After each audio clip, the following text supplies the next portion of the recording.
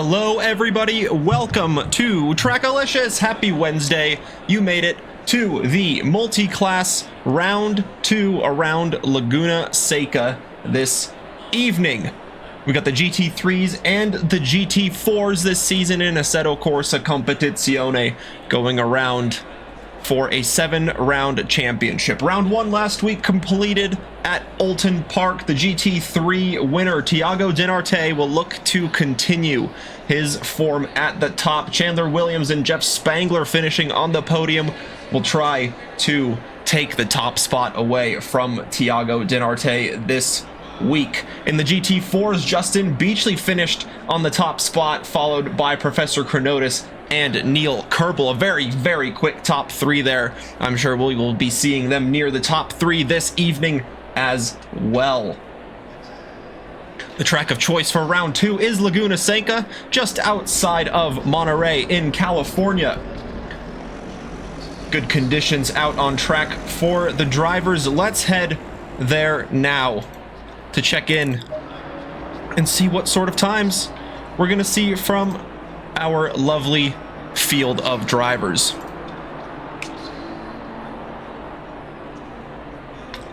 The GT4s will be out on track first for the first 10 minutes of the session. Jeffrey Hay in the 29 Aston GT4 just getting out of the pits now, looking to get all the tires warmed up and himself and the brakes. Early morning here, 9 a.m. local time. Track conditions still fast, not quite a lot of grip out there yet for the drivers to take advantage of, as we have our first set of GT4s going through the corkscrew there. Alex Freeman in the number 14 AF Sport, rounding out turn number 9, and he will look to start his first push lap. Pretty short lap around Laguna Seca, 2.24 miles, 11 corners registered on the track. Hello, Jake Wells. Hope you're doing well. Happy to see you out on the grid as well. Alex Freeman crossing the line, going up the hill and around turn 1 before the braking zone at turn 2 at the Andretti hairpin. Kind of have to miss the first part of the corner before swinging into the second part, as Alex Freeman demonstrates there, following behind the number 18. That is the race winner from last week, Justin Beachley, out in front in the AMG GT. Thank you, Jake. I will try my best. Missed last week, unfortunately, but we had the lovely Eric and Tyler fill in and brought you guys that lovely season opener in the fall 3.5 season, let's say. Hello, Dev. Hope you're doing well. Happy Wednesday. Through the dip at turn 6 goes Alex Freeman, and rising up the hill, approaching the corkscrew. Hard on the brakes, dipping into the left-hand side before blindly trusting yourself with the track knowledge, going to the right, going down a significant 59-foot drop. Before going through turn 9, now through turn 10 goes Alex Freeman, 1 corner left, and before he posts a qualifying time on the board. Justin Beachley in front will post the time just in front. We'll see what sort of times these guys will put on the board. Justin Beachley at 1:30.35. Alex Freeman not too far off, 3.5 tenths adrift. Damatroni on the board in fourth, as Jace Wright is about 200ths off of the time set by Alex Freeman at the top, on the front row.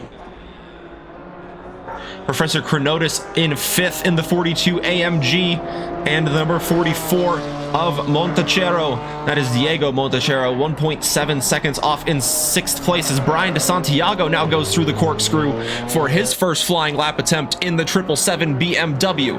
Around Rainy Curve at turn number 9 he goes, as more drivers complete their valid lap. Sam Warden on the board in the KTM in 5th place. And that is the first set of drivers through on their first lap. Brian DeSantiago now up to the line, rounding out the final 11th corner. Where will he find himself? No time, no valid lap set for the time being for Brian DeSantiago. But with these GT4s, they do need a few laps to get their tires warmed up completely, as Dom Matroni looks to finish his second flying lap attempt here in the number 5 Aston Martin. Aston Martin, a very favored choice among the GT4s today. I see 4 on the board already, as Dom Matroni will look to improve his time up to the line, charges the number 5. And he does improve his time to get within 3/10 of Alex Freeman, but stays in 4th place. Jace Wright, though, able to get past Alex Freeman in the number 14 Aston Martin. And now Jace Wright will be the lead trio of Aston Martins behind Justin Beachley at the top of the charts.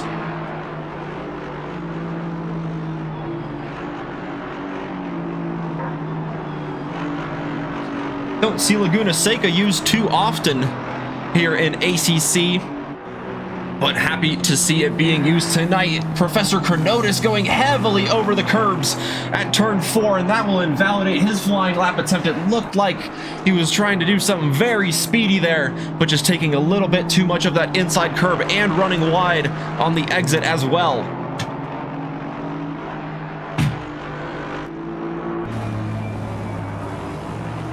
So now in the other AMG is Justin Beachley, currently on provisional pole in the GT4s, a 30.217 on the board. Can he find any improvements going through the final sector? Last corner, final braking zone before getting up on the power. Can we get a close-up of Chrono's livery? We sure can. We'll get one in just a second. Once Justin Beachley crosses the line here, he does improve his time to a 30.127, has nearly half a second clear over Jace Wright in 2nd place.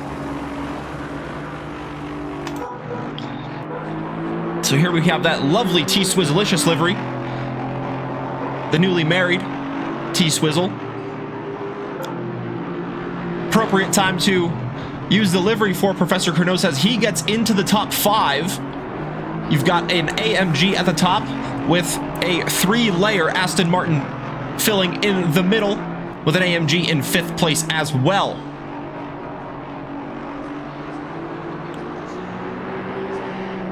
Let's head into the game. Get a nice good close-up of this guy as Professor Chronotis running wide there. This livery deep dive brought to you by Jake Wells.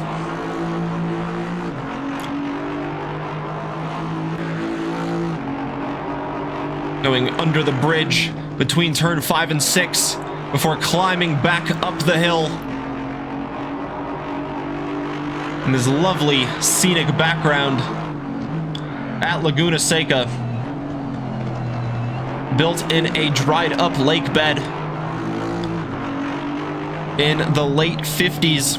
This 2.2 mile stretch of road has changed a fair bit over the years. The layout has changed significantly over its original one. It was more of an circular shape where the Andretti hairpin didn't really exist, and there was a connection there between turn 2 and turn number 5. But now that infield section got built as Chronotis building up some tire pressure for his perhaps second to last or even last flying lap attempt.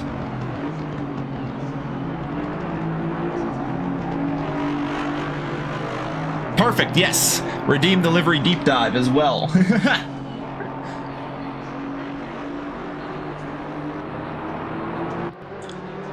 So Sam Warden in the KTM rounding out the top 10 in the True Racing number 7. Going behind the BMW of Brian DeSantiago, looking to improve the time. Brian DeSantiago currently sitting in 7th place. Sam Warden getting very close to the bumper there in the braking zone at turn 11. Very tight corner. And back on the power, charging back up the hill. Sam Warden goes up to 6th place in the KTM. The Dom Matroni and Sam Warden returning back to the pits. That will leave just a few drivers out on track for their last flying lap attempts. Jeffrey Hay in 11th up to the line, improves the time. out for his last push attempt here with just 40 seconds left in the GT4 qualifying session. Diego Mostachero in the Naps team, number 44, Aston Martin, looking to improve past a few Aston Martins in front that are in the pits. Can he find the time? Not quite on this lap, but he did cross the line before the checkered flag, so he will have one more lap to try and find a few tenths to get past Dom Matroni in front. He can find 4 tenths. He might find himself at the front of the second row ahead of Jace Wright, who is currently in the pit lane. This is amazing. One Bigley, thanks so much, my friend. Hope you are doing well. Thank you, thank you, thank you. Couldn't do without your guys' lovely support here at Trackalicious. So thank you guys for being here. And to hydrate as well. Gotta keep myself hydrated with all the action happening here on track.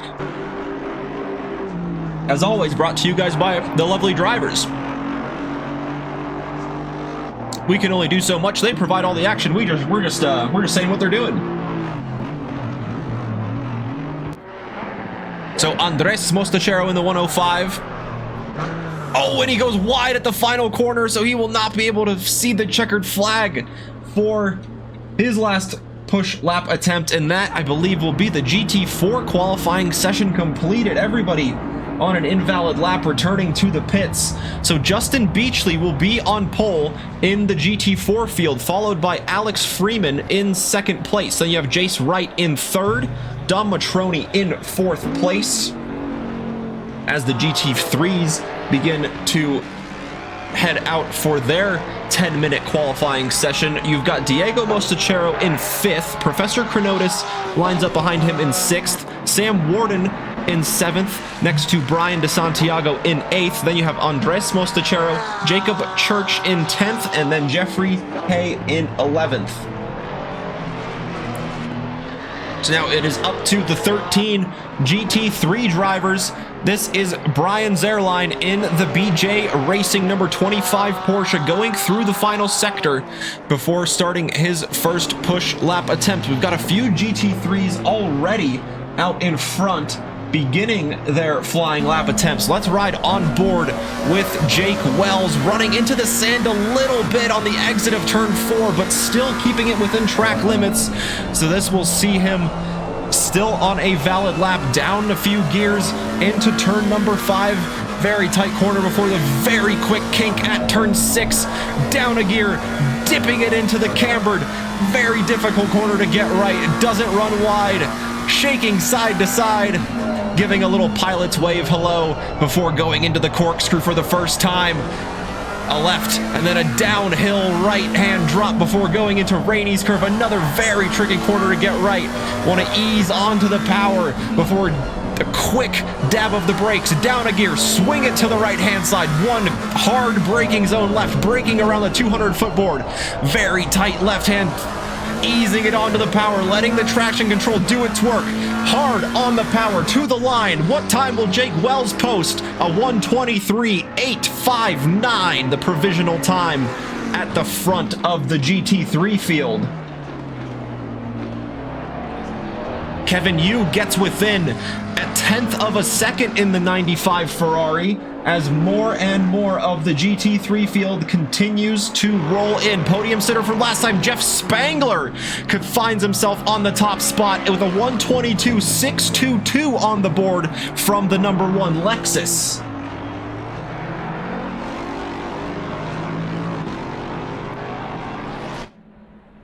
Beach GT, thanks my friend for the hydrate. As the GT3 field rolls in, Joe Fallis taking a bit of curb, going through the 11th corner in the McLaren Racing number 74. Time on the board, good enough for 8th place in the number 74 McLaren here for Joe.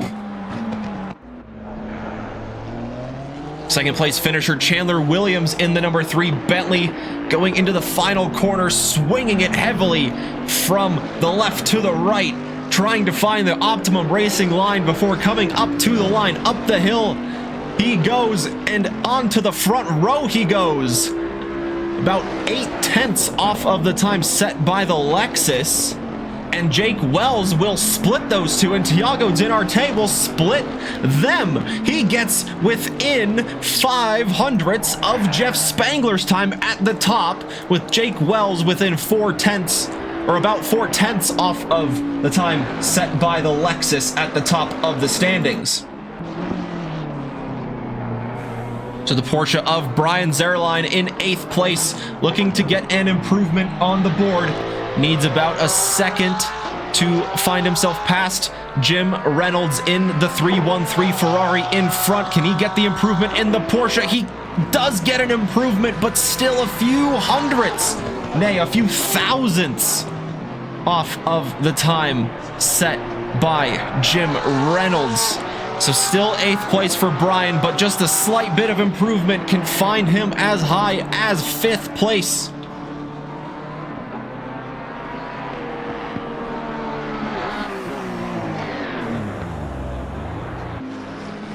Kevin Yu in 6th place in the number 95 Ferrari.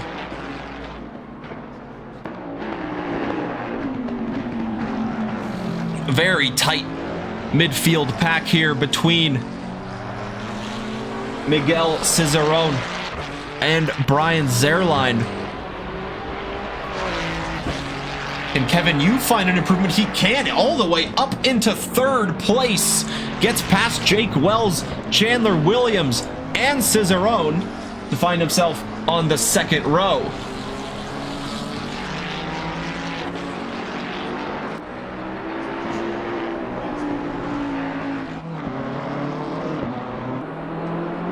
Cal Ford, the podium sitter in the GT4 rookies from Monday night, looking to test his skills in the Wednesday multi-class racing in the GT3 BMW here. Has a time on the board in the top 10 in the 484. Just about 3.5 minutes left in the session for the GT3 drivers to find their best time to set their grid order for the 50-minute race we have ahead.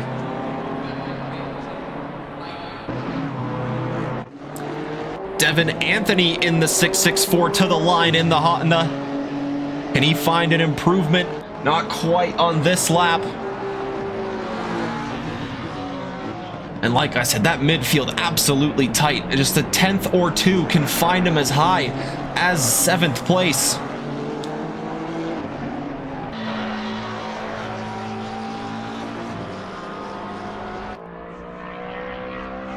Jeff Spangler with the provisional pole time on the board, looking to set even more of a gap between himself and the drivers behind.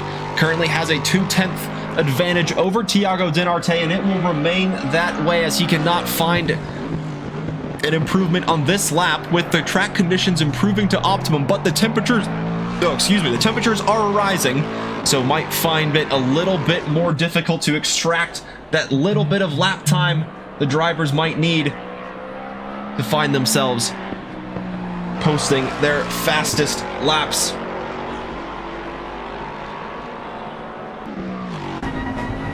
Riding on board with the Bentley through turn 9. Dab of brakes into turn 10. 1 corner left. 2 minutes on the clock. Devin Anthony in the Honda off to the side there, giving Chandler Williams the room. He accelerates up to the start-finish line. Is this the lap that Chandler Williams wants? It's a good one. It's up to 3rd. Still needs about half a second to find himself up in 1st place, but still a good improvement from the number 3 Bentley, leapfrogging Kevin Yu and Jake Wells, who in return jumps him back. So Kevin Yu takes 3rd place, back away from Chandler Williams. Oh, and Jim Reynolds dipping a wheel into the sand and spinning the 313 Ferrari through turn number 10 and back to the pits he goes, and that will be the session done. So 6th place will be as high as Jim Reynolds can finish, unless Miguel Cicerone has anything to say about it. No improvement on this lap, but he did cross the line before the checkered flag. He will have this lap remaining, a slight lockup on that front wheel. Joe Cola, thank you for the follow. Hope you are enjoying the racing so far. Not really racing, the qualifying so far. Racing still yet to come after the 30 minutes are up in the GT3 qualifying session. The 999 Aston Martin looking for an improvement, as are all of the other GT3 drivers. Joe Fallis up to the line, gets an improvement in 12th place. And Hipparchos, thanks for the follow. Hey, lots of new friends coming in. Hope you guys are doing well on your Wednesday night. Oh, as Joe Fallis goes into the grass and spins the McLaren into the wall.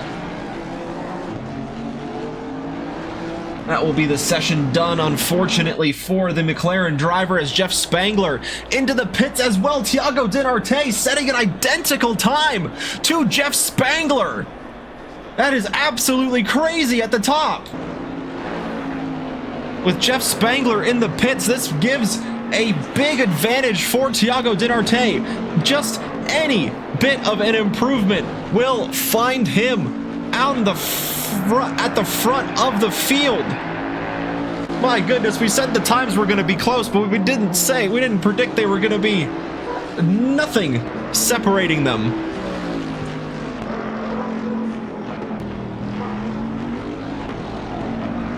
So Thiago Dinarte through the corkscrew. Very challenging corner, but he gets it just right. The Bentley of Chandler Williams in front looking for an improvement as well. Can the two Bentleys mix up this grid as Thiago Dinarte runs a little bit wide but still keeps the speed going? Car is under control through the final corner on the power to the line. Can he take the pole position away from Jeff Spangler to the line? He can't do it. It's gonna be the same time for pole position.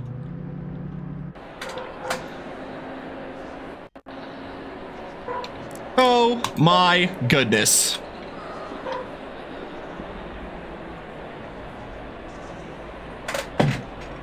Wow. Wow, wow, wow. It was an epic battle between those two in the last race with Chandler Williams in round one at Oulton Park. And now, seeing their pace is very evenly matched in qualifying, I am very, very excited to see what sort of race pace these two will bring.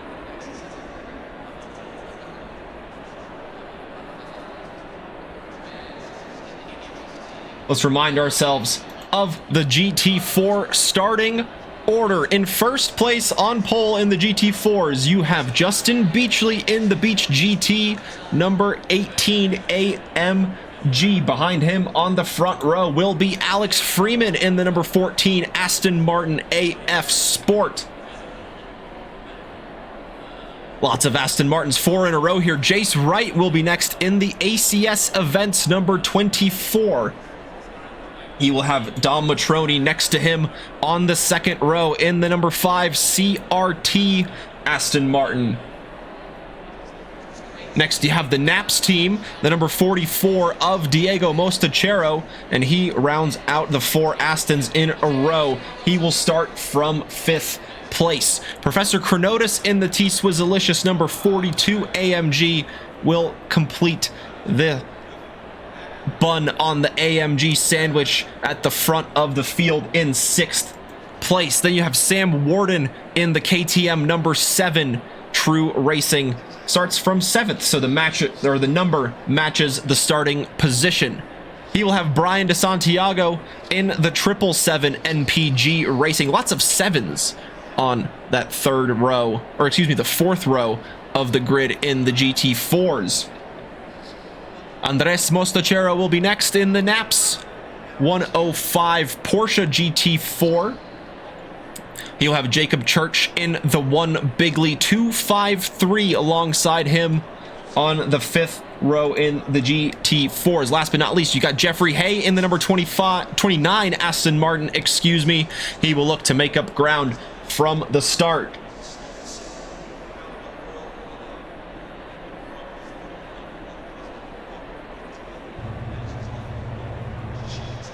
At the front of the GT3 field, Jeff Spangler will lead the way in the number 1 MH HKS Lexus. But the only reason he is on the front row is because he set his time first. Tiago Dinarte matching the time set by Jeff Spangler in the Lexus in the number 23 Please Brake T1 Bentley. So those two matching the pole time in the GT3 field. Then you have Jake Wells starting from third place in the JWR NLR 527 McLaren. Then you've got the Ferrari of Kevin Yu in the number 95, starting on the second row in fourth place. Chandler Williams starts from fifth in the number 3 Bentley. Podium sitter from last time will look to get back in those positions early on. You'll have Jim Reynolds alongside him on the third row in the BJ Racing 313 Ferrari. Miguel Cicerone will be next in the Cicerone Racing 999 Aston Martin. Very colorful livery there from Miguel. Very nice looking, well done from Miguel. Glad we could get that livery to work as well. Yes, you do, Miguel. Brian Zerline will be next in 8th place in the BJ Racing number 25 Porsche on the 4th row. Devin Anthony starts the 5th row in 9th in the Noobs R Us 664 Honda. Cal Ford will be next to him, and he rounds out the top 10 in the 484 Divino Racing BMW. Joe Chericola will be next in the number 9 JCR Lexus. He starts from 11th, with Nicholas Woods starting from 12th in the WTF is a Kilometer number 33 Mustang. Joe Fallis will start from 13th, and he rounds out the GT3 field in the 74 McLaren Racing.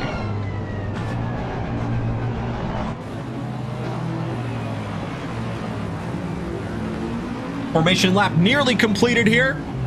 50-minute race ahead of us. One mandatory pit stop in between. 25-second refueling pit window. Tires will be optional, but that adds an additional 5 seconds, so we will have to just wait and see what sort of strategy the drivers decide to choose in these fairly hot conditions in the middle of the day in the desert at the Laguna Seca Raceway. 11 corner 2.24 mile circuit will provide the action for the racing this evening in the GT3 and GT4 multi-class round 2. The field gets in zipper formation as they head to the green light. It releases the drivers. The Bentley gets a great getaway from the start. Can Tiago Dinarte find the move around the outside? Looks like Spangler has the inside covered, but can the Bentley find the grip? No, he'll just filter in behind the Lexus, but the McLaren getting a little bit slidey on the exit, but keeping it within control. Now the Bentley is getting a little bit slidey as everybody's running a little bit wide on the exit of turn 3. The Ferrari of Kevin Yu go a little bit wide. That will allow Chandler Williams to sneak on through the inside, and as he moves up to 4th place, Miguel Cicerone with a deep dive, able to avoid the contact, but I think that was an accidental dive bomb. But luckily able to avoid any sort of contact with the drivers. And in the GT4 field, Justin Beachley has moved back to 3rd. Jace Wright has gone all the way up to 1st place. He will lead the GT4 field away. Alex Freeman remains in 2nd. And that is Diego Mostachero having a look down the inside. Will he get the move done into the corkscrew? A very opportunistic move side by side on the exit. The trees covering the shot, but now he has the inside into turn 9. That is a great move from the number 14, or excuse me, the 44 Aston Martin, and now it is an Aston Martin 1, 2, 3 at the front of the GT4 field. Professor Chronotis looking to get involved in the action, as well as the 2 AMGs go side by side, but that forces Chronotis to run a little bit wide. Dom Matroni is going to sneak on through on the exit of 11, and now back up the hill. The Aston Martin will get back up to 5th place.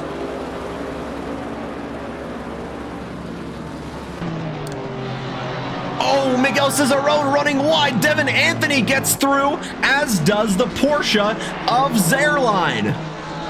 So Devin Anthony up to 6, Zerline to 7, Cicerone dropping back a little bit there to 8th place. But still the same at the front of the GT3 field. Jeff Spangler leads from Thiago Dinarte. Chandler Williams looking to get on the tail of Jake Wells for that final podium position, as Jake Wells very confident on the brakes in the Corkscrew, nearly on the back of the bumper of the Bentley in front. And he will look to stay close to those cars.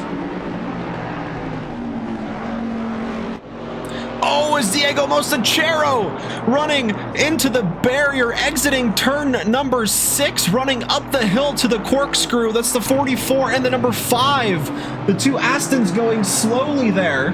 That will allow Jace Wright and Alex Freeman to pull a hefty advantage over Andres Mostachero, who advances all the way up into 3rd place after starting from, I believe, 8th, maybe 9th in the Porsche. Great collision avoidance from the 105 to get all the way up into a podium position, and he's got Sam Warden behind him in the KTM. So good result, or good advancement from the KTM as well already this early on in the race. Jacob Church and Dom Matroni in the pits in the GT4 field that will complete their mandatory pit stop. So just getting that done and dusted out of the way, perhaps just getting the damage picked up, as well as Jake Wells running a little bit wide. Kevin Yu and Chandler Williams both able to get through, as the McLaren drops from 3rd to 5th place, but will look to keep the strong pace we know Jake Wells has to keep the pressure on the Ferrari in front.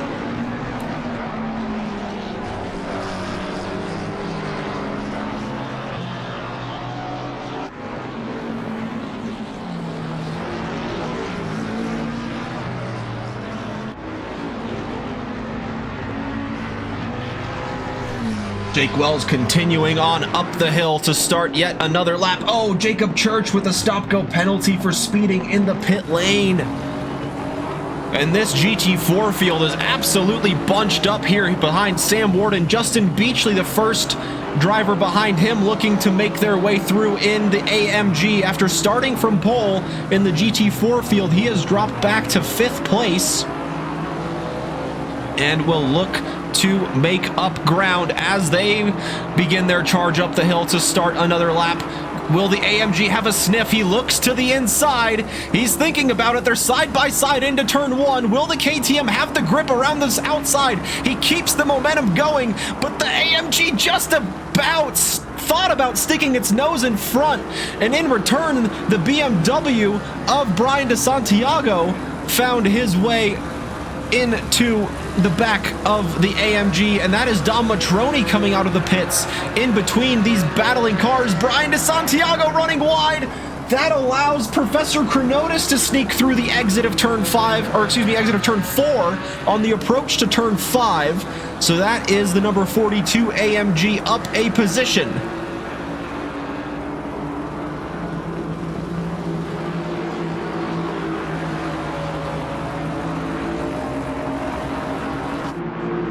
And now will Justin Beachley find a move into the Corkscrew, late on the brakes, but the KTM even more confident that he really keeps that position ahead of the AMG, and Dom Matroni also getting that stop-go 30, unfortunately, for speeding in the pit lane. That's the 484 with a yellow flag. That's Cal Ford in the BMW.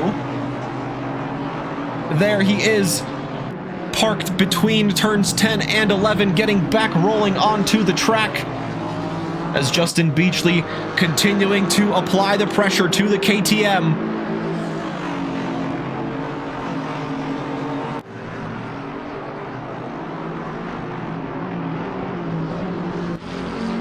Oh, and the Bentley was going slowly there, exiting turn number 6, approaching the Corkscrew, and the McLaren of Jake Wells able to sneak through the Bentley, but Kevin Yu, crucially, advancing through Chandler Williams as well onto that final step of the podium.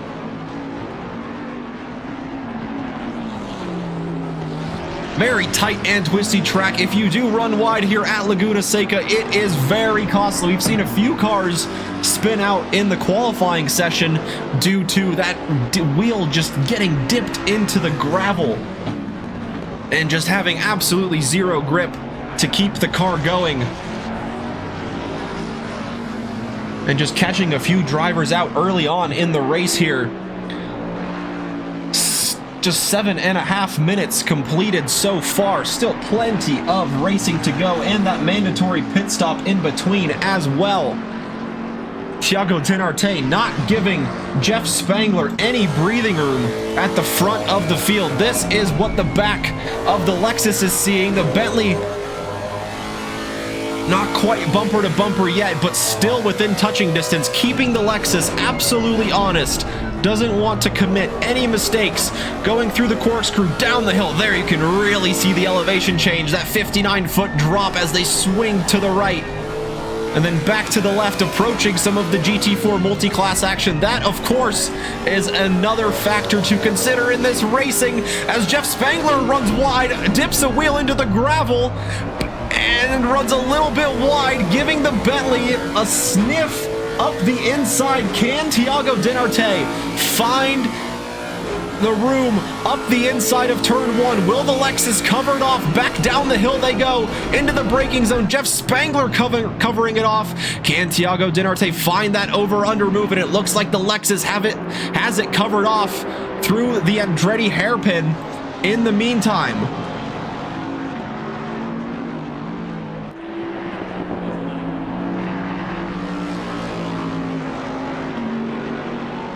Oh, meanwhile, Alex Freeman was able to get through Jace Wright for the lead of the GT4 race. So Jace Wright taking the lead early on, and Alex Freeman clawing his way back from second place and gets through. He is now the lead GT4 car on track.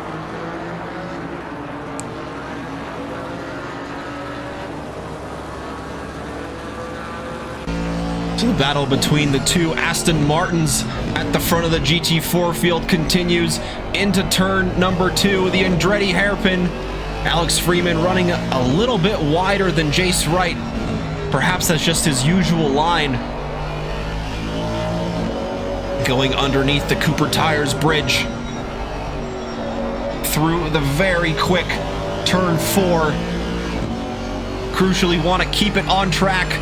Keep the speed going as best as possible down that straight between turn 4 and 5. Tight turn 5, approaching the very quick left-hander at 6. Don't want to hit that sausage curb. Don't want to run wide here. Up the hill come the two Aston Martins. Can Jace Wright find a move into the corkscrew? He just decides to lift off here. Alex Freeman, has that covered off. Double yellow waved in front. That is the 74. Oh, nearly reversing back on track. And Alex Freeman having to take avoiding action. Jace Wright nearly finding a move up the inside. And Alex Freeman will have to cover off the move here as they're nearly side by side going into turn 11. Alex Freeman going a little bit deep. Can Jace Wright, just losing the traction while he tried to apply the power to get the over-under done. And that loss of traction will cost him the speed that he needed up the hill to try and find the move into the Andretti hairpin.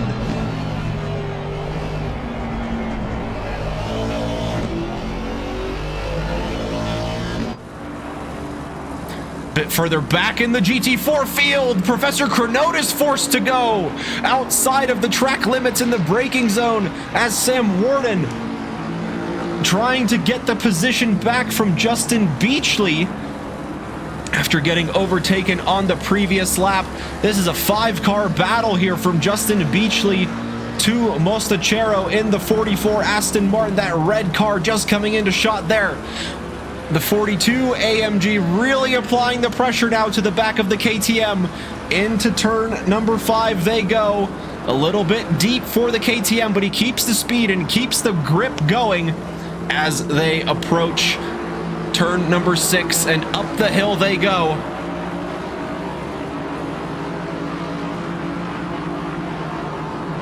Into the corkscrew. Very difficult to find a move here, but we have seen it done already in this race as the leaders of the GT3 field begin their overlap with this battling pack of cars. Brian DeSantiago getting very close to the back of the AMG in the 777 BMW, continuing to apply the pressure.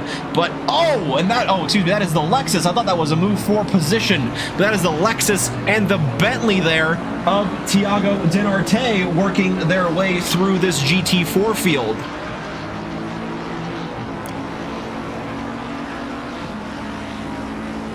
So Sam Warden still in front of Professor Chronotis and Brian DeSantiago. But can Chronotis find... He tried to follow the GT3 car through, but Sam Warden was having none of it. And while that was going on, Kevin Yu in the back there working his way through the field as well. Oh, heavily over the curbs, on two wheels goes the 777 BMW, losing a little bit of speed down the straight. Oh, and there's a bit of contact between Kevin Yu and yes, that was Professor Chronotis. Jake Wells working his way through as well. This is absolutely chaotic stuff here. This is why we love multi-class racing. As Brian DeSantiago looks to take advantage, Chandler Williams splits the two. Brian DeSantiago has the inside for the first part of the corkscrew. Thank you very much for the subscription, Hipparchos. Welcome to the podium, as Brian DeSantiago will look to make his way up to the podium. Defending from the 44, there was contact between the 3 and the number 7. That's GT3 on GT4 contact, as Brian DeSantiago has a sniff up the inside of turn 11. Diego Mostachero lives him just enough room, but the Aston has the speed to cover the move off as they start to climb back up the hill to begin another round of this circuit.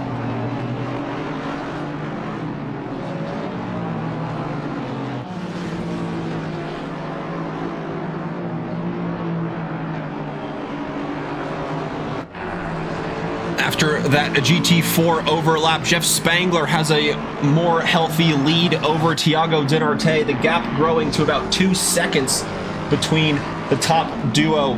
Kevin Yu within touching distance. He's within 3 seconds of Thiago Dinarte, and Jake Wells keeping Kevin Yu honest as well. Chandler Williams remains in 5th place after that contact with the GT4 car exiting turn number 9. Miguel Cicerone in 6th. Brian Zerline in 7th in the GT3 field, with Devin Anthony having Jim Reynolds really applying the pressure in the 313 Ferrari. Honda versus Ferrari to the corkscrew.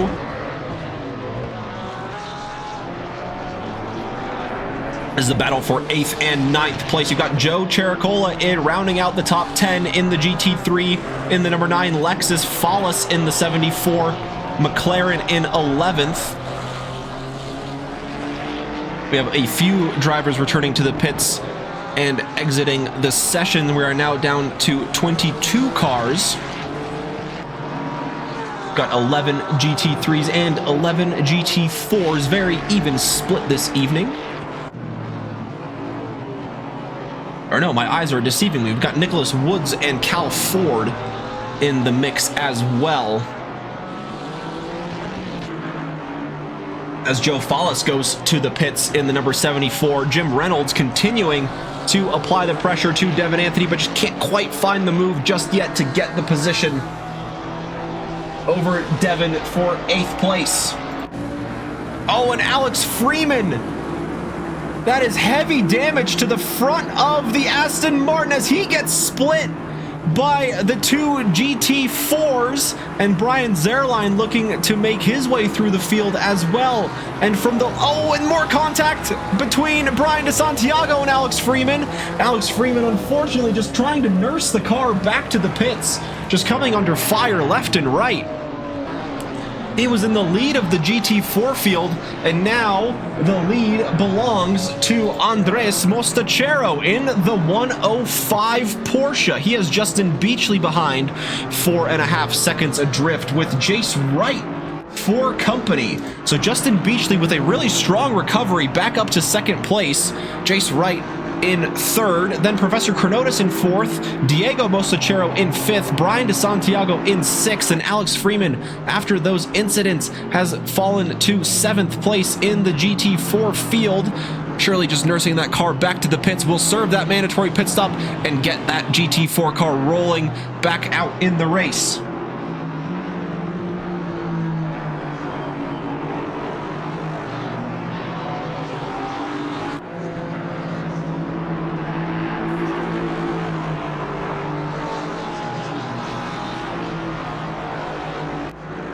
Jace Wright with a bit of scratches to the front of his car as well, but Justin Beachley is falling to the same fate as well, so pretty evenly matched here so far. Brian Zerline still in the back there, lingering in the GT3.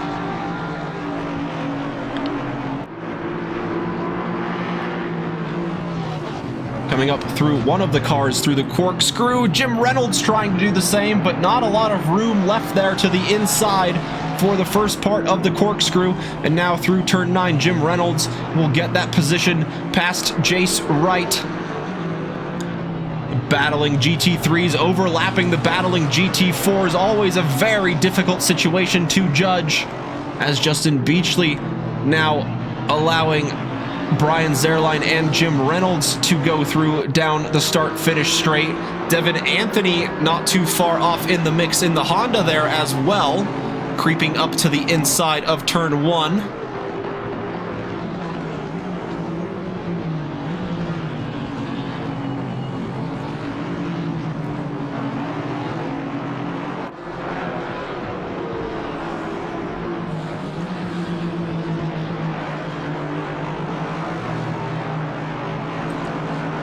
Oh, and Jim Reynolds up ahead gets the position past Brian Zerline for 7th place. The 313 Ferrari gets past the 25 Porsche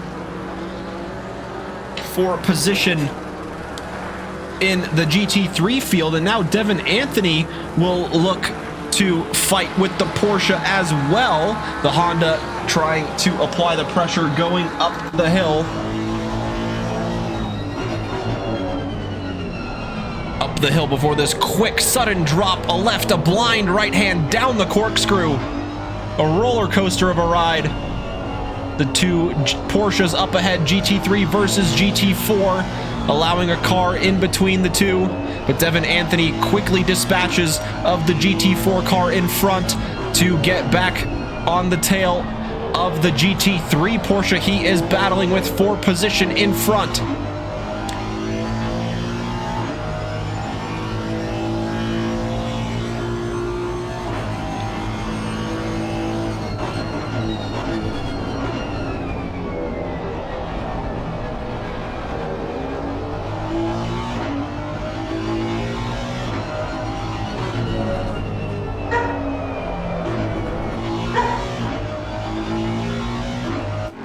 So after the gap opened up in the lead of the GT3s, Thiago Dinarte able to apply some good bit of pace, posting his best lap on his last lap, now within a second of the lead Lexus on the grid.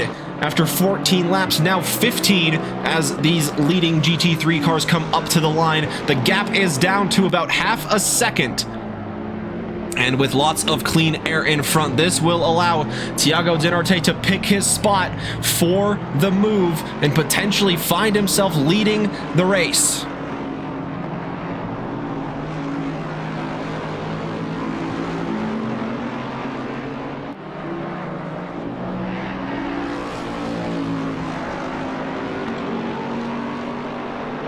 Big gap opening up to Kevin Yu, though. It's about 7.6 seconds to the number 95 Ferrari, holding on to that final podium position in the GT3 field. Jake Wells not too far off, keeping Kevin Yu honest. 1.6 seconds adrift in 4th place. Then Chandler Williams in 5th, 9.5 seconds. He rounds out the top 5 of the GT3 field.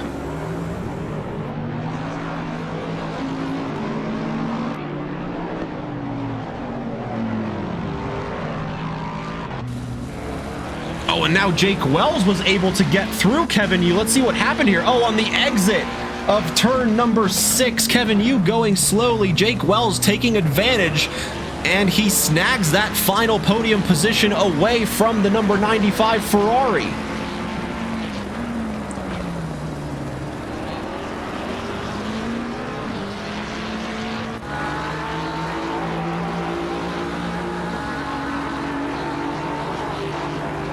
Jim Reynolds still applying the pressure to the back of the number 25 Porsche for 7th place.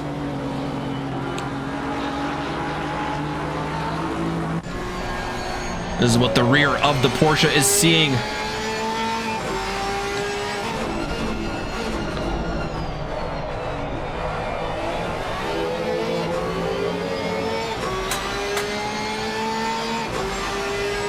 Brian holding on to 7th place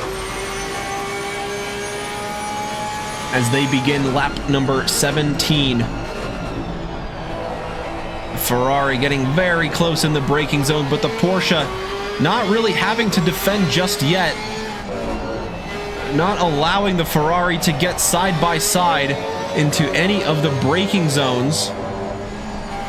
And so Jim Reynolds will just have to hold back for the meantime to see if he can find a way through.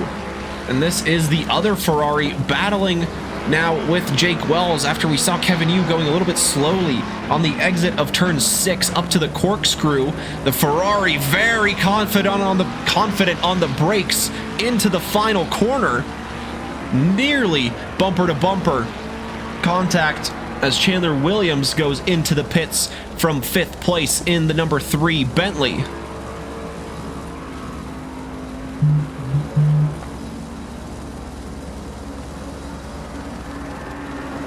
Kevin Yu looking very speedy in this race so far indeed.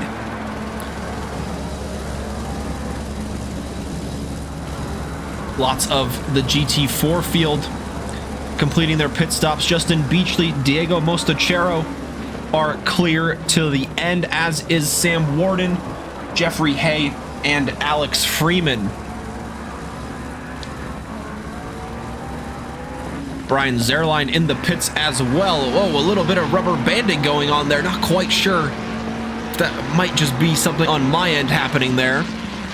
But nonetheless, Kevin Yu and Jake Wells still out on track, going the way they were before.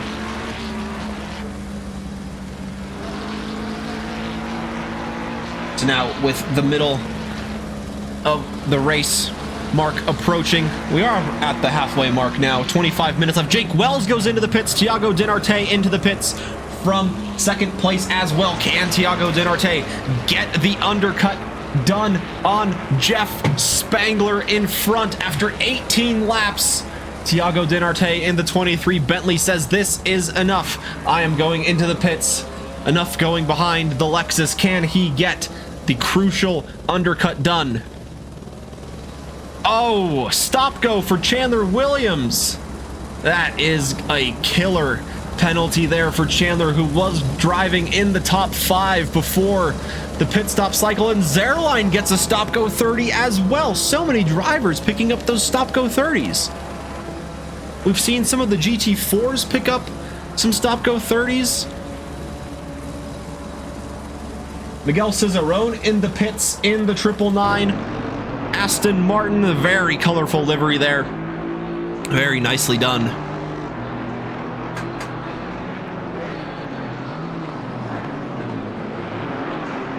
So he comes into the pits to serve that mandatory pit stop, as does the leader of the GT4s. That is Andres Mostachero. Jace Wright following behind him. Chandler Williams coming into the pits to serve his stop-go 30.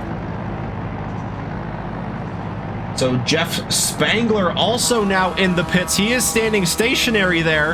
And while he is doing that, Tiago Dinarte will try his darndest to get a quick lap out of the Bentley. Has a lot of traffic out in front. Was hoping for a bit of clean air so he could post that quick lap time we know he is capable of doing. Devin Anthony in front, and then you have a GT4 Aston Martin ahead of them. I believe that is the 29 of Jeffrey Hay. And now Tiago Dinarte, a few corners left. Jeff Spangler out of the pit box. Will Spangler retain the lead, or did Tiago Dinarte get enough done on the outlap to get the move done? Spangler out and rolling, releasing the pit limiter, but it is a very tight corner here into turn number 1. And so far, it looks like Jeff Spangler has it covered. There is the black and green Bentley in the background. Jeff Spangler stays in the lead of the GT3s, of those who have completed their mandatory pit stops. Jim Reynolds will take the overall lead after 19 laps, 22 minutes left to go, but he still needs to come in and serve that mandatory pit stop.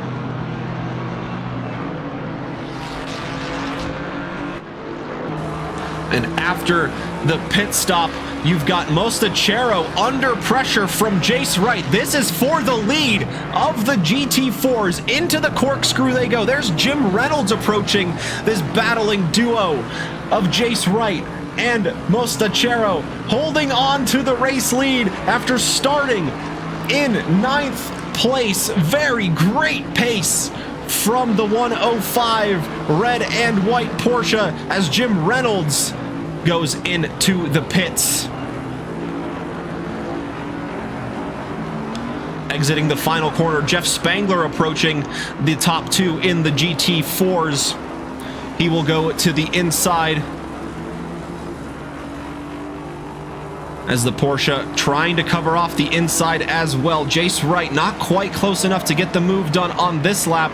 There is Tiago Dinarte approaching as well. The top 2 in the GT4s and the top 2 in the GT3s all in one shot here from the helicopter cam. Absolutely epic stuff so far. 30 minutes just about completed. Still 20 minutes of racing to go. Most of the field completing their mandatory pit stops. Devin Anthony, the lone driver out on track, still yet to do so.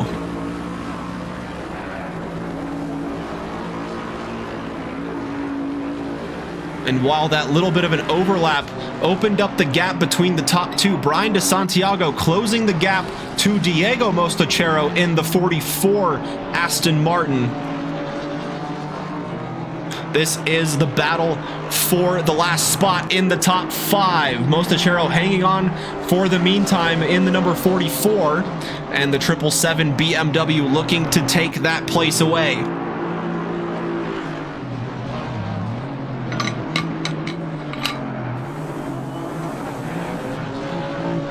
Oh, and Mostachero will run over the inside of the corkscrew, and Brian DeSantiago takes advantage and moves up into the top 5.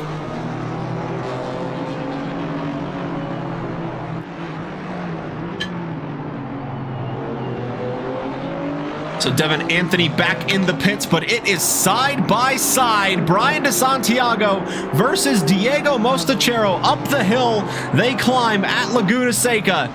Brian DeSantiago looks like he has the speed to cover off the move, but Mostachero goes very deep with a late lunge, but he runs too deep. Brian DeSantiago getting the over-under, but they are still side by side approaching turn 3 after exiting the Andretti hairpin. Brian DeSantiago around the outside, looking to keep the speed, but Diego Mostachero confidently covering off the inside very quick. Turn number 4 approaching, very difficult to keep the grip around the outside. That was a great late send by Mostachero to get the top 5 position back.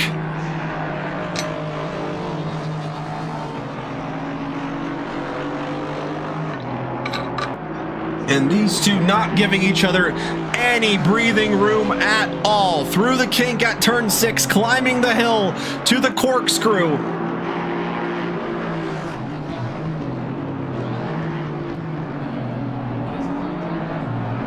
Can Brian DeSantiago take advantage through the corkscrew as he did before? A little bit of an opening into the inside of Rainey's corner. Brian DeSantiago up on 2 wheels, gets the style points, but that will cost him a little bit of time to the Aston Martin in front, but crucially keeping it on the racing surface, and he is still in the race after taking the curb very heavily at turn 9 up on 2 wheels, but he rode it out in style. And now can he get the late move into the inside of turn 1, looking like he's gonna line it up, but Diego Mostachero covering it off.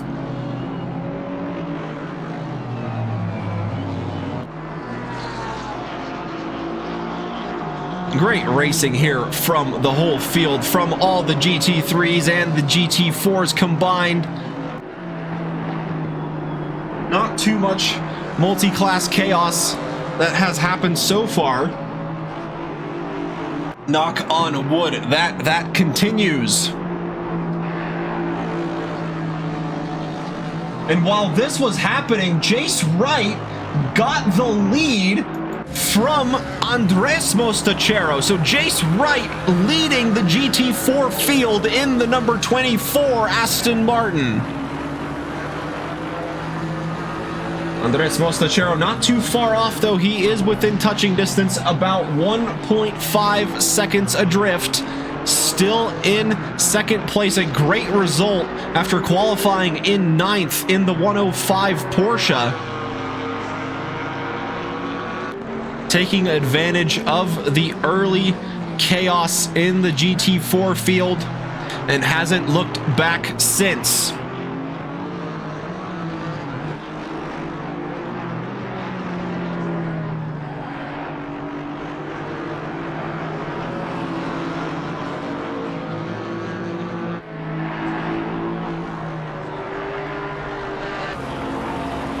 And it's once again side by side between the BMW and the Aston Martin.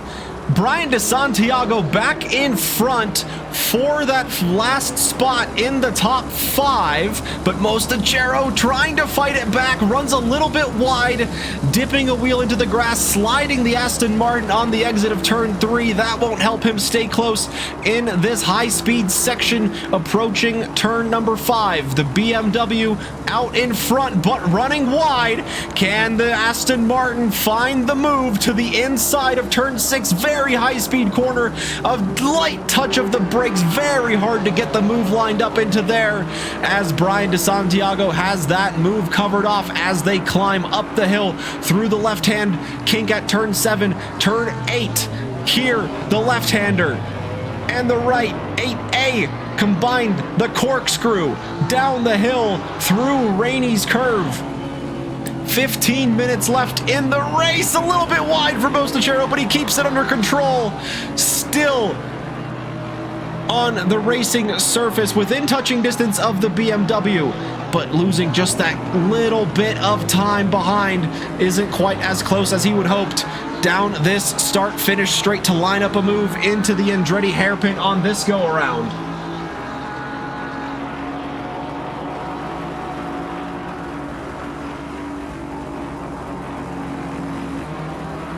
Oh, Miguel Cicerone going slowly in the 999. Aston Martin gives up the spot in the top 5 to Jim Reynolds in the 313 Ferrari.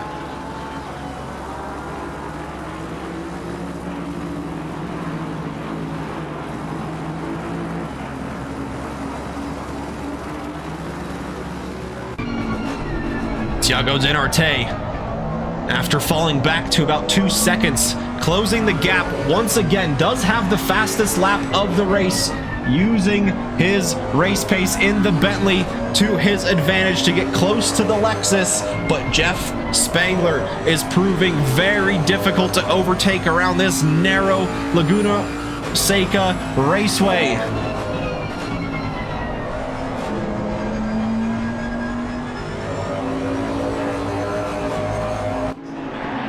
Chandler Williams, after completing the stop go, Devin Anthony drifting out of turn number 4, and Chandler Williams just had nowhere to go other than into the side as the Honda was just spinning right in front of the Bentley. I'm not sure if there was contact before we tuned in, but it looked like the Honda just lost it under its own power after running a little bit wide there at turn number 4.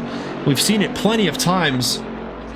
Just dipping a wheel out wide there is an absolute killer. And Chandler Williams, just an innocent victim there. Couldn't quite do anything to avoid the Honda in front, and then both of them going into the wall on the right-hand side, but fortunately looking like both of them avoiding heavy damage to their cars.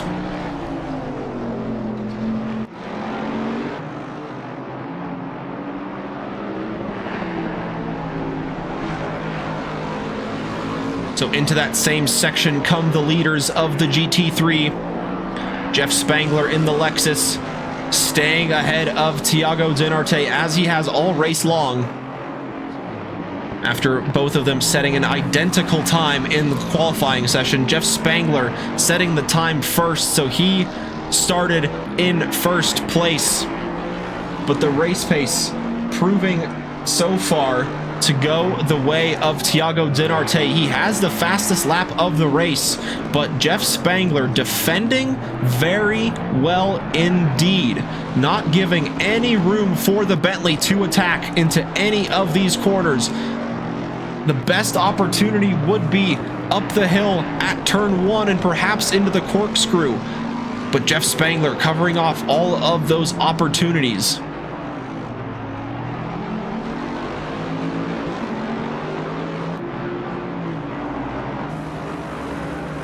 And I may as well just have this scrap going for the whole stream, because these two are providing an absolutely epic battle for the final spot of the top 5. Brian DeSantiago looking to get the place back from Diego Mostachero.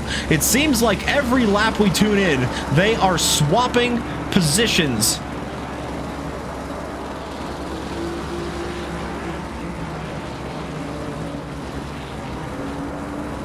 Great stuff between these two. And that is Cal Ford in the 484 looking to get through the GT4s in front. Up the hill they climb. Brian DeSantiago looking to the inside of the Corkscrew, but it is covered off well by Diego in front, and now exiting. Oh, Diego running heavily onto the curb. And that gives the position to Brian DeSantiago. Nicholas Woods going through as well. Or excuse me, Cal Ford. And that is Nicholas Woods in the 33 Mustang in front there. Off the track as well. Oh, and after that great battle, Diego Mostachero left stranded at the exit of the Corkscrew, and back to the pits he goes. Oh, so tight there between the Bentley and the BMW. The Lexus covering off the inside. Is this the move Thiago was looking for? Sending it to the outside of the Andretti hairpin. Now swinging it back to the inside. The Lexus covering off the inside of turn 3. Where will they end up? Thiago looking to get the over-under lined up, but Jeff Spangler having none of it. Through the quick turn number 4, the right-hander. A little bit of a straightaway. Can the Bentley find a bit of an advantage with the slipstream? Jeff Spangler covering off the inside very well at turn number 5.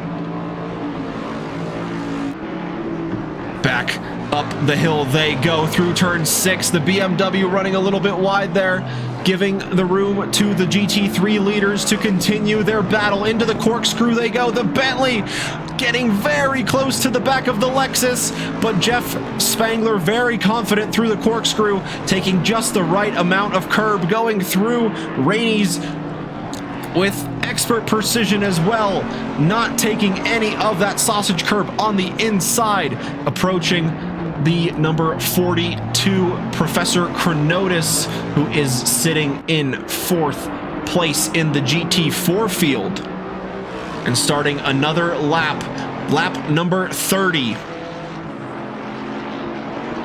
Jeff Spangler holding on to the lead of the GT3 field, but Thiago Dinarte not giving him any breathing room. Lots of clean air in front now for this battle to continue in the closing 10 minutes of the race.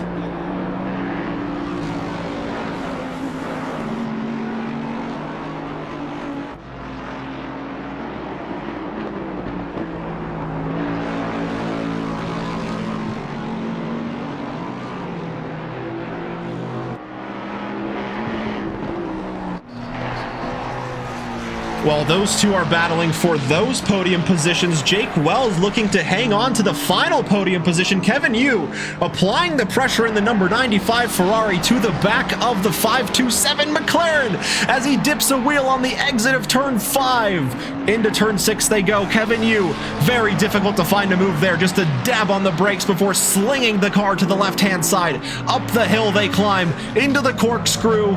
No advantage here for the Ferrari to find a move up the inside. Very well balanced. Both the McLaren and the Ferrari going through the corkscrew, approaching Alex Freeman in front there as he stays to the inside, allowing both of the drivers through to continue their battle for the final step of the GT3 podium. There is a bit of contact between the two. The Ferrari pushing the McLaren through the final corner, and up the hill they climb to the Andretti hairpin braking zone. Will Jake Wells think he needs to take a defensive line? Not quite this time. Kevin Yu forced to stay a little bit back. Brian DeSantiago staying off to the side, letting this battling duo go through as they start another lap and continue their battle for the final podium position. Oh, and Jeff Spangler going a little bit slowly up the hill to the corkscrew. Thiago Dinarte trying around the outside, but it is very difficult to find a move around the outside of the corkscrew, and he will have to hang back once again. They were nearly side by side as they approached the braking zone, but the Lexus had it covered off very well indeed. Into the tight final corner. Back on the power, up the hill they climb. This track has seen absolutely epic battles throughout the years for the lead of the race, notably between the Porsche and the Corvette, leading to absolute chaos down the start-finish straight to the checkered flag. Hopefully we won't be seeing that sort of chaos to close out this race, but absolutely close racing from start to finish.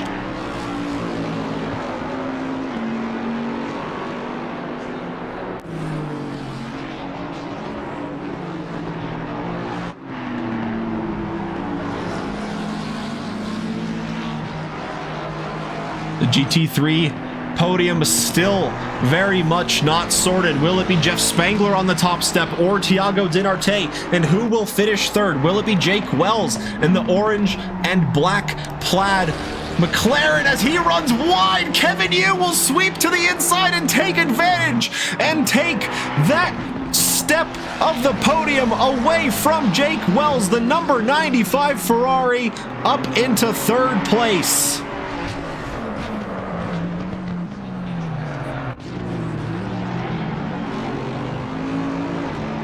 Jake Wells will look to stay as close to the tail of the Ferrari as possible. Thiago Dinarte not giving this one up at all. 4.5 minutes remaining in the race. About 3 or 4 laps, depending on the pace of the leaders here.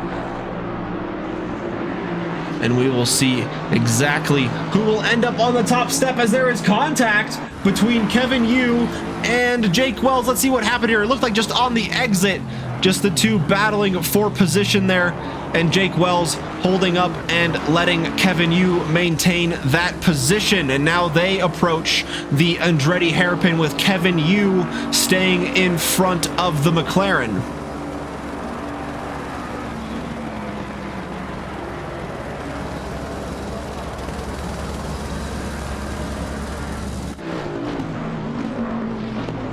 Justin Beachley was able to get through Andres Mostachero as well. So Justin Beachley on the second step of the GT4 podium. Andres now in third.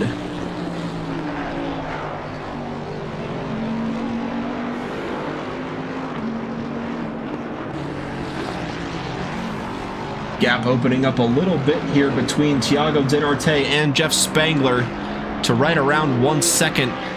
The Lexus has a bit more breathing room behind, as there will be 3 laps left for Thiago Dinarte to try and take the lead away from the Lexus. He has been stuck looking at the rear wing, the rear bumper, all race long. Can he do anything about the defensive show that that Jeff Spangler has been putting on? And speaking of Jake Wells, can he fight his way back onto a podium step ahead of Kevin Yu after losing it running wide at the exit of turn 5, allowing Kevin Yu to slip to the inside and take that position away from the McLaren driver.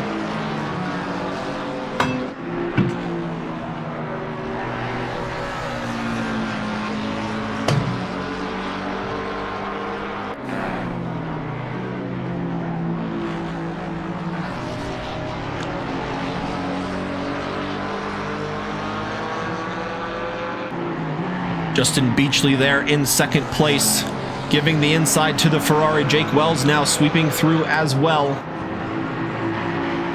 The Multiclass always providing a good bit of chaotic action, but in a good way. Super fun to see these GT3s and GT4s out on track at the same time.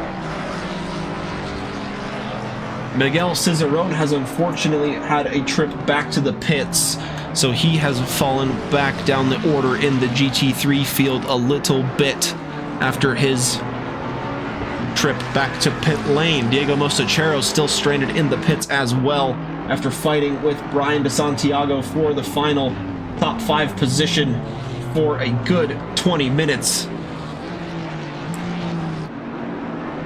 Unfortunate to see that battle come to a close. The window is now closed. And with the pit window closing, that means there is 1 minute left until we see the checkered flag.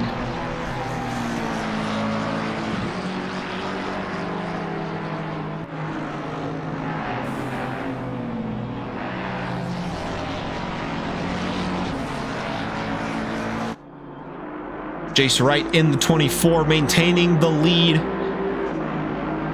Has a healthy 14-second advantage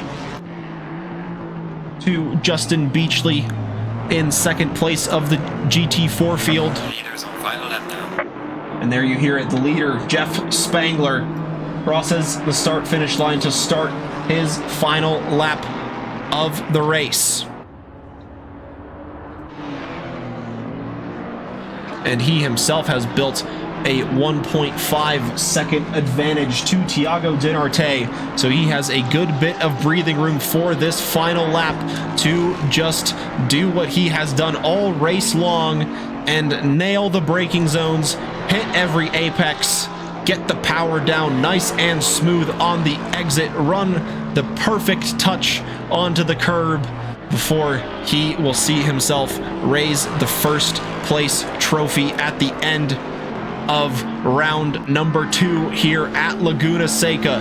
Through the corkscrew for the final time. He's got Brian Zerline in front. That is the 8th place number Porsche, or the 8th place number 25 Porsche, excuse me, as Jeff Spangler going through Rainey's curve, turn 9, the braking zone at turn 10, and 1 corner left before Jeff Spangler will see the checkered flag waving in front of the number 1 Lexus on the power for the final time. To the line, Jeff Spangler takes the race win. Thiago Dinarte put up a great fight all race long. Second place will be the result for the number 23 Bentley. Great battle all race long between the two of them.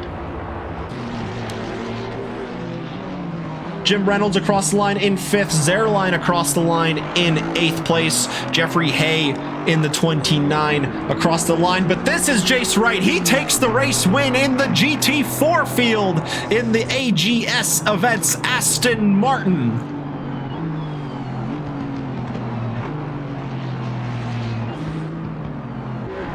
Justin Beachley on the podium in 2nd place with Andres Mostachero. Great fight from him to take a podium place in the GT4 field in the 105 Porsche.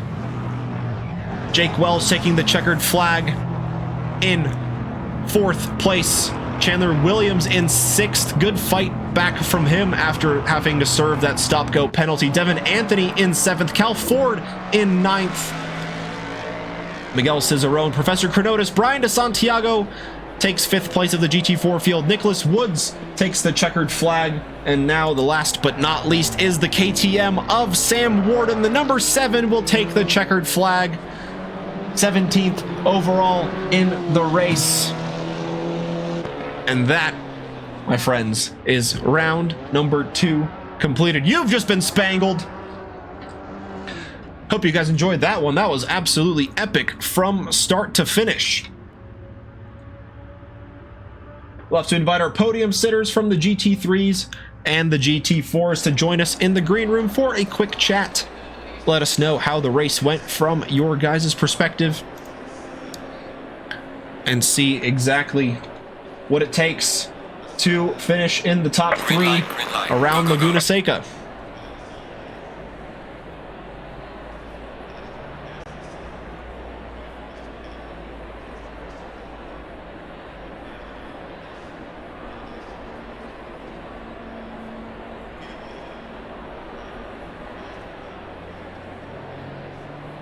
To get back to our lovely studio here as we wait for our podium sitters to filter into the green room, should they choose so. Not forced, of course.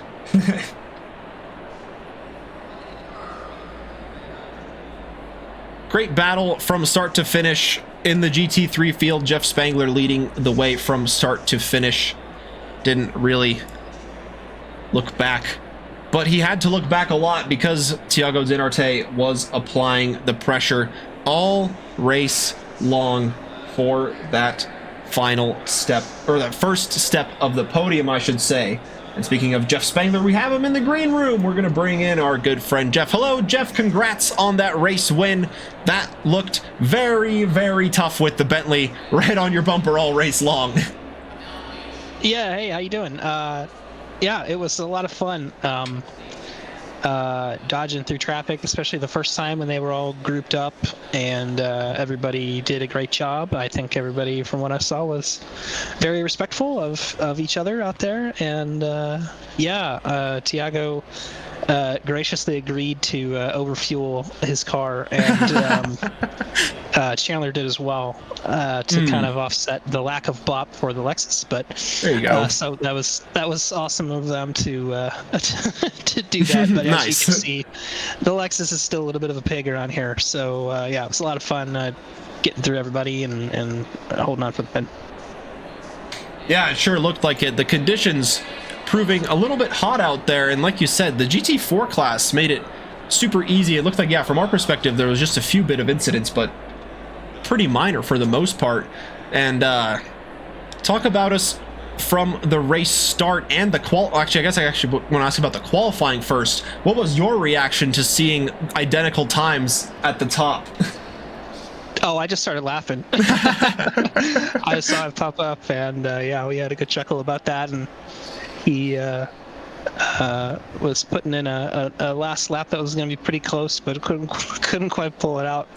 Yeah, it He was might have been super he might have close been there. throwing it a little bit. I don't know, but yeah, that was exciting. And yeah, it's I haven't been driving the Lexus a ton, and I'm not the greatest at race starts. So Bentley's a rocket off the line, so that was a little harrowing, but we all made it through, and yeah. Yeah, very similarly matched on pace all race long. And so congrats to you for taking the win here in round number 2. Yeah, thanks a lot, and thanks for putting on the broadcast. Appreciate it. Oh, no problem. Super fun to watch all the racing. We'll move you back to the green room here, and we will bring in second place finisher from the GT4 field, Justin Beachley. Hello, Justin. Good evening. Happy Wednesday to you. Oh, happy Wednesday to you and everybody watching. Yeah, that seemed like a bit of a chaotic race, especially at the start. Talk us through what happened there. Yeah, it was. I have no idea, honestly. I think some of the GT3s got backed up, and I kind of just got stuck in the middle of them and took the wrong line a couple times and just got absolutely passed on very quickly. Yeah, that can't happen. Yeah, I mean, we haven't raced there in such a long time that I think that kind of rustiness and experience kind of showed through a little bit tonight. It was a bit, I don't know, I wouldn't say sloppy. It was definitely chaotic, like you said. But yeah, felt like a pinball there first couple laps. I mean, honestly, anybody out there that I may have hit and wronged, I'd like to apologize. So I may not end up finishing second. We'll see how the penalties kind of play out, if there are any. But man, that was more wrecking than I wanted. I think I ended up with like 25 seconds of damage. Oh my. Didn't repair it, so finished second. Oh, yep. Was pretty good. I did take tires just because I knew they were going to feel pretty terrible after sliding around so much. So kind of just hope for the best. And there were some incidents in front of me and people making mistakes. So I was pretty fortunate to make that comeback drive. I was feeling pretty good after getting the pole, and then it was just GT3s were chaotic. They backed up into us, and then it was all downhill from there. But to finish second on the road, pretty good overall.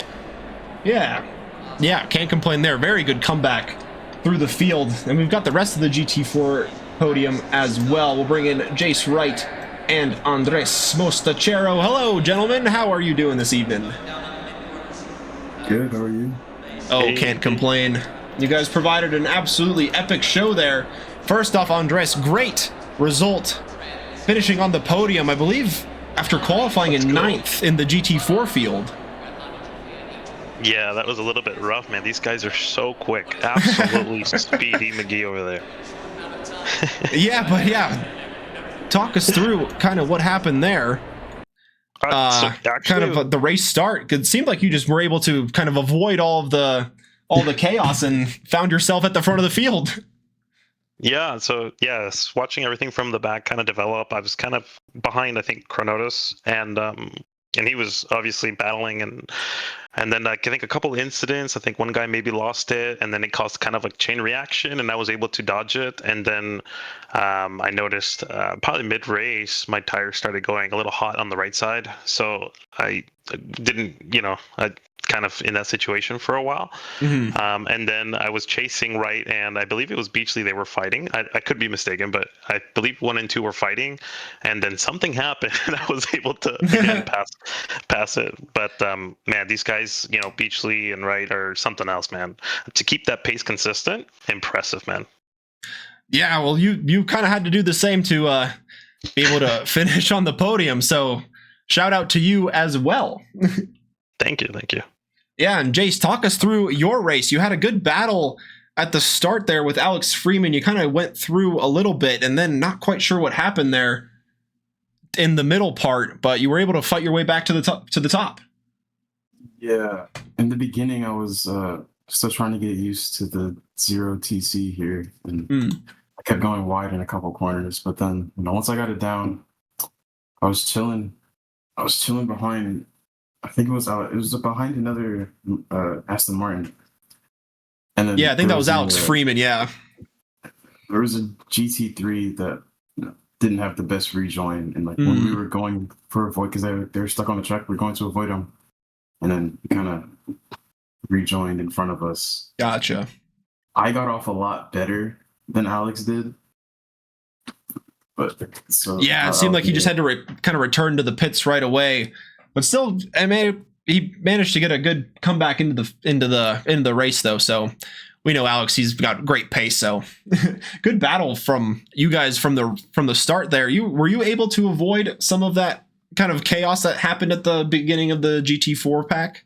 Yeah, the main goal was to try and get out, but try and get in first as soon as possible, because I know that if you're stuck behind someone here, it's really hard to pass. So get the clean air and maybe keep the tires from overheating as well. Yeah, well, you managed to do just that. So congrats to all of you guys on finishing on the podium. Good luck in the remaining races we have lying up ahead. Looking forward to seeing you guys back in the green room again, hopefully. Let's hope so, and shout out to everybody watching. Pedro, Juan, I know y'all are watching. Hey, join the league. Yeah, join the league. Sign up on SimGrid, !SimGrid. We'll get you a link to this championship and all of the other ones that Trackalicious has available. So yeah, thank you guys for joining us for a quick chat. I'll move you guys back here to the green room. Much appreciate all of our podium finishers joining us, giving us a little bit of insight as to what we may not have quite picked up from the cameras there. That will conclude round 2 here at Laguna Seca in the Multiclass GT3 and GT4 Wednesday League. Tomorrow we've got iRacing in the LMP2 and the GT3's championship underway. Next week on Mondays, the GT4 rookies will be at Watkins Glen. The Tuesday Le Mans Ultimate season is underway in the GT3s as well. And next week, join us back here for the Wednesday multi-class action for the GT3s and the GT4s. Super fun race tonight. Really looking forward to what sort of action the rest of the season brings. Make sure to stick around for the raid. We're going to raid DK Motorsport, doing some iRacing, show the love from one sim racing community to another. And don't forget, check out the Trackalicious shirts. They're super cool, super comfortable.